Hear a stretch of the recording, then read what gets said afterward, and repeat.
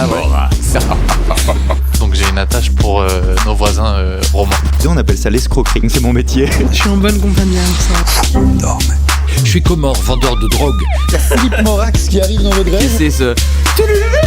Ça va donner de la peine. Presque me faire oublier qu'il est 7h. L'invité du matin. À Lausanne, la scène théâtrale vibre au rythme de la pièce « On ne se mentira jamais » où mes invités de ce matin captivent le public en explorant les méandres de l'honnêteté conjugale, le tout dans un éclat de rire assuré sous les projecteurs du théâtre Boulimie jusqu'au 16 mars prochain. Cette comédie signée Eric Assous, récompensée d'un Molière en 2015, promet une expérience aussi divertissante qu'explosive, une vraie performance mémorable, explorant avec finesse les zones d'ombre de la vie de couple. La pièce ne se contente pas de faire rire, elle interroge aussi sur les fondements de la confiance et de la transparence au sein d'un couple. On ne se mentira jamais, à voir absolument au Théâtre Boulimie à Lausanne jusqu'au 16 mars, avant une grande tournée partout en Suisse romande. Je suis très heureux d'accueillir sur le plateau Brigitte Rosset et Marc Denet-Monet. Bonjour à tous les deux. Mais bonjour. Bonjour. Comment allez-vous ? Eh bien, c'est tôt, mais nous sommes heureux d'être là. Exactement. Ouais. Merci, parce que là, vous jouez tous les soirs et puis là, je vous fais vous lever le matin. Oui, pas facile, mais on est là et content d'être là. Et ben voilà, merci d'être là pour répondre à toutes mes questions. Est-ce que vous me jurez de dire la vérité, rien que la vérité ? Oui, on est très gênés de se voir évidemment. s'embrasser. On nous voit s'embrasser, on se nous voit. On nous voit. On se nous voit nous embrasser. Ça, c'est donc des images de répétition. Exactement. Voilà. Et Donc on a des costumes encore plus jolis que ceux-là. Et puis Voilà, on est maquillés. On a l'air plus fatigué en fait en répétition que ce matin. En tout cas, merci d'être là ce matin. Alors, on va parler de cette pièce qui va poser peut-être pas mal de questions aux couples qui vont venir. Est-ce qu'il faut venir un petit peu, avec la main sur le frein On craignait un peu ça, mais les réactions sont plus positives. Oui. Alors on ne sait pas ce qui se passe. Après, Ouais. effectivement, ça va interroger des sujets qui peuvent être un peu dangereux dans le couple. Ouais. La notion de confiance, de mensonge. Mais pour l'instant, on n'a pas eu de retour. Non, mais on disait effectivement que c'est un spectacle qui peut remuer, qui a pour but de divertir et de rigoler, mais évidemment qu'on rit toujours sur des sujets plutôt douloureux. On ne peut pas rire avec le bonheur. Et on disait avec Marc que si votre couple est en danger, ne venez pas. Voilà. Voilà. Ou alors venez pour y mettre un clou définitif. Voilà. Ça peut être un exutoire, comme disait Brigitte. Oui, aussi, un exactement, exutoire. de parler de sujets un peu dangereux.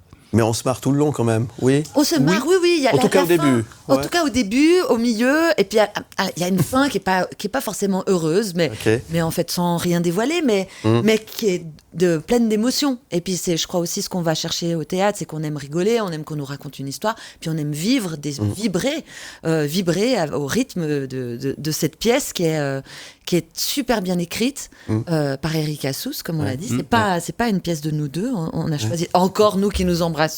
Ça tourne en boucle.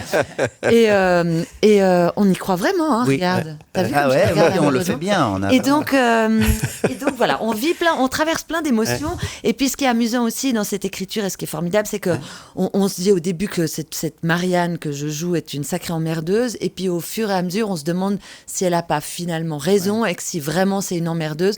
Et qui est la vraie emmerdeuse du couple ou le vrai emmerdeur. Et c'est bien quand on change d'avis sur les gens parce que c'est comme ça dans la vie. On n'a pas. C'est ça. Mais effectivement, il y a une notion de mélancolie, de douleur dans cette pièce. Mais c'est ça qui est intéressant, c'est ça qui nous plaît. Ça nous a fait penser un petit peu à l'écriture de Bakri Jaoui, où on rit, c'est une comédie, mais en même temps, il y a quelque chose, ça va creuser des sujets un peu douloureux par moments et un peu tristes.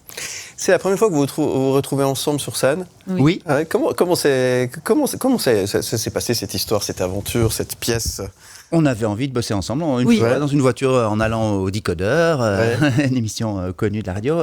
On s'est dit tiens, et si on faisait un spectacle ensemble. Ouais, tout Au simplement. début, on s'est dit oui, puis on s'est dit on fera quelque chose, et puis on s'est dit d'abord qu'on allait écrire, et puis on sait que le processus d'écriture c'est très long, le temps qu'on se dise qu'on écrit, qu'on trouve le sujet, et en fait aussi on se connaissait peu, on s'admirait beaucoup.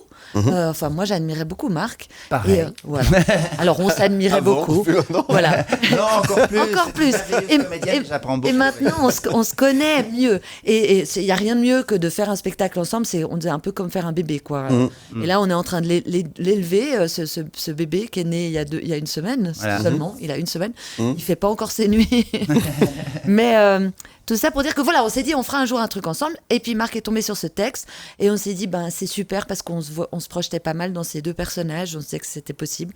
Ouais. Et puis voilà, parce qu'on a Marianne qui est plus extravertie, volubile, et Serge qui est plus introverti, plus distant, plus rationnel. Et puis c'est un bon couple de théâtre. Et après on a été chercher Christian Scheidt à la mise en scène, qui est un metteur en scène formidable, un comédien génial.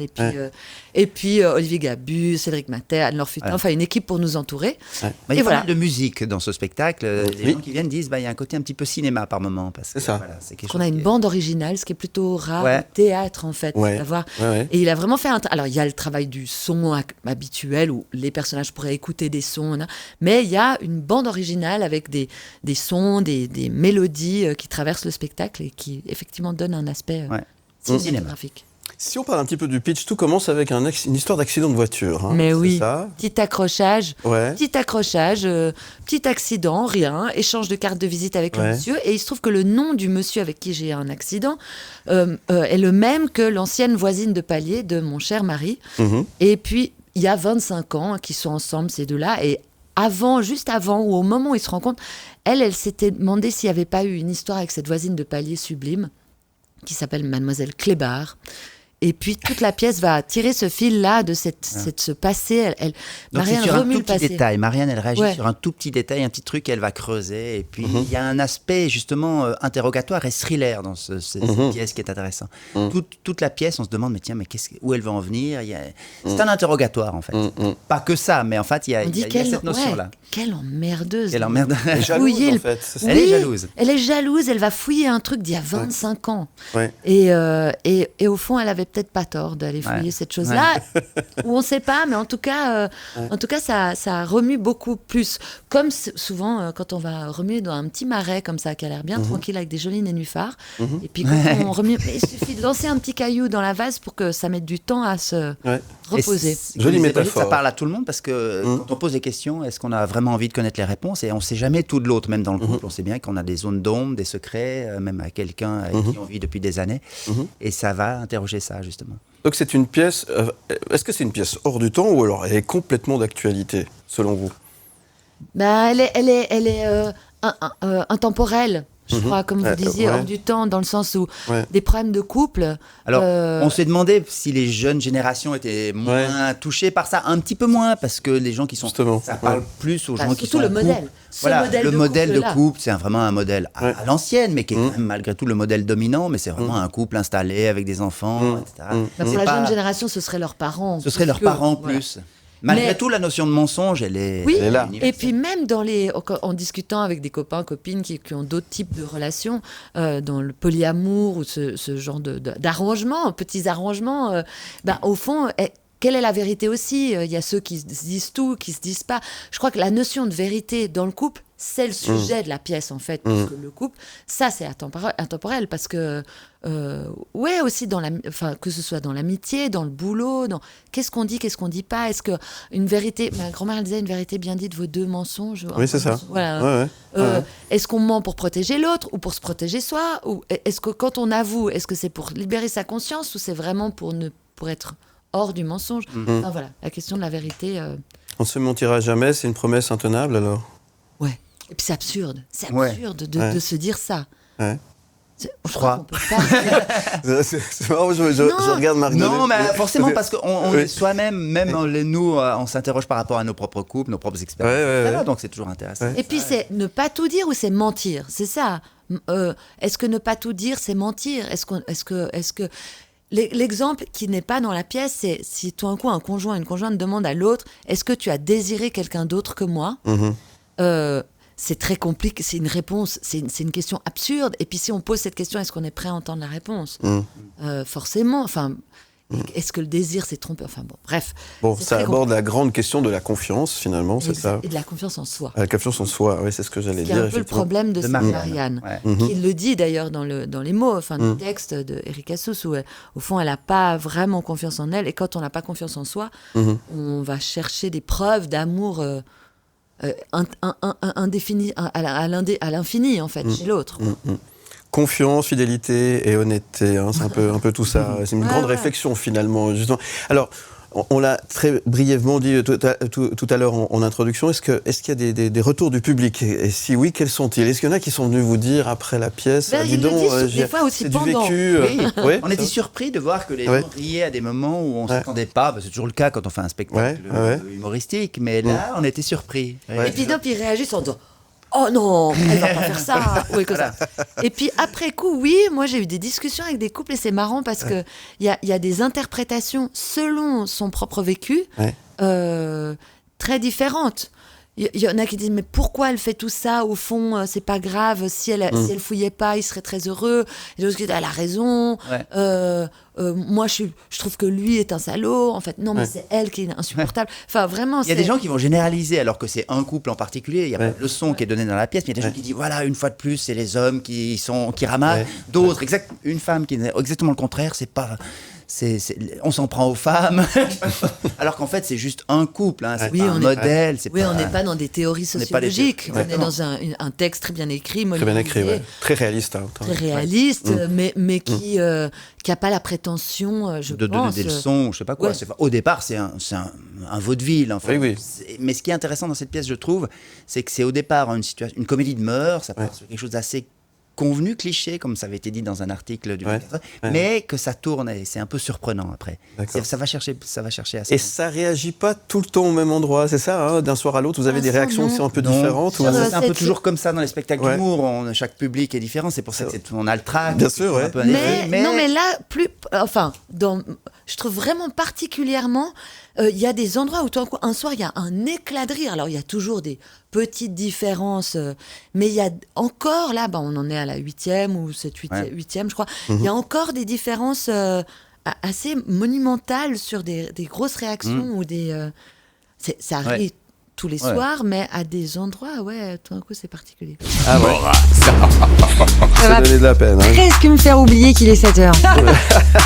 L'invité du matin. On ne se mentira jamais à voir absolument au théâtre Boulimie, à Lausanne jusqu'au 16 mars, avant une grande tournée partout en Suisse romande. Ce matin, je reçois Brigitte Rosset et Marc Denémonet. Merci d'être là tous les deux pour nous donner envie de venir vous applaudir. Alors ça a l'air d'être complet un peu partout. Oui, alors c'est ça, j'allais le dire.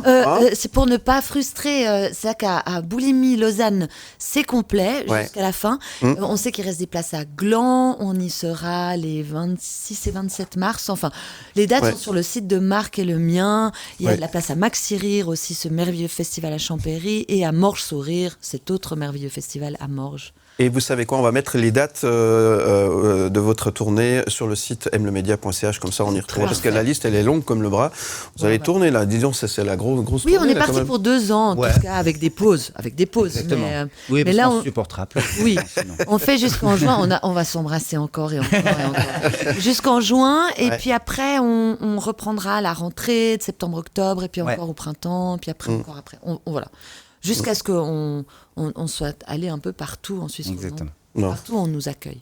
Et pour donner envie à celles et ceux qui ont envie de venir vous applaudir, vous apprécier sur scène, parce qu'avant on a fait peur à ceux qui sont peut-être un peu en situation un peu tendue en couple, celles et ceux qui veulent venir, pour leur donner envie de venir. Alors qu'est-ce que vous avez envie de leur dire, vous, ce matin ?